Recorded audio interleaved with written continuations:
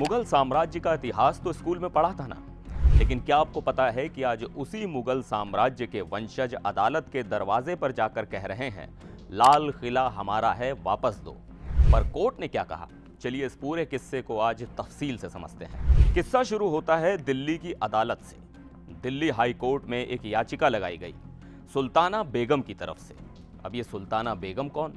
ये मुगल बादशाह बहादुर शाह जफर द्वितीय के परपोते की विधवा हैं। उन्होंने कोर्ट में कहा कि लाल किला तो हमारा है, हम बहादुर शाह जफर के वारिस हैं, इस किले पर हमारा हक है। अब ये याचिका दिल्ली हाई कोर्ट के कार्यवाहक मुख्य न्यायाधीश विभू बाखरू और न्यायमूर्ति तुषार राव गेडेला की बेंच के सामने पहुंची। बेंच ने कहा, यह तो 2.5 साल की देरी से आई याचिका है, इतनी देर बाद सुनवाई कैसे करें? सुल्ताना बेगम ने देरी की वजह भी बताई कि स्वास्थ्य खराब था, बेटी का निधन हो गया था, इसलिए केस नहीं कर पाई। लेकिन जज साहब मानने को तैयार नहीं हुए। उन्होंने कहा, 2.5 साल की देरी और वो भी बिना ठोस कारण के माफ नहीं कर सकते। वैसे आपको बता दें, ये कहानी कोई नई नहीं है। इससे पहले 20 दिसंबर 2021 को भी कोर्ट ने यही याचिका खारिज कर दी थी।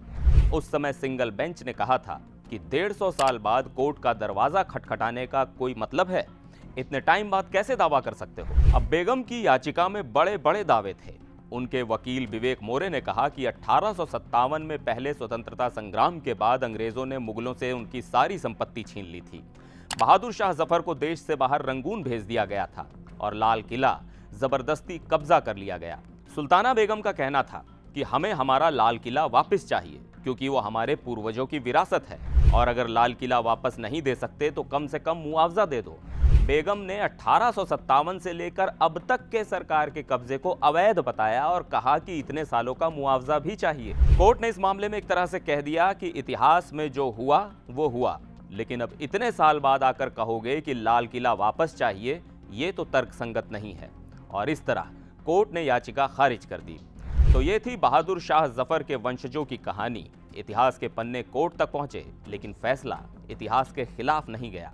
अगर आपको ये वीडियो पसंद आया हो तो लाइक, शेयर और चैनल सब्सक्राइब करना मत भूलिए। फिलहाल के लिए मुझे दीजिए इजाजत। नमस्कार।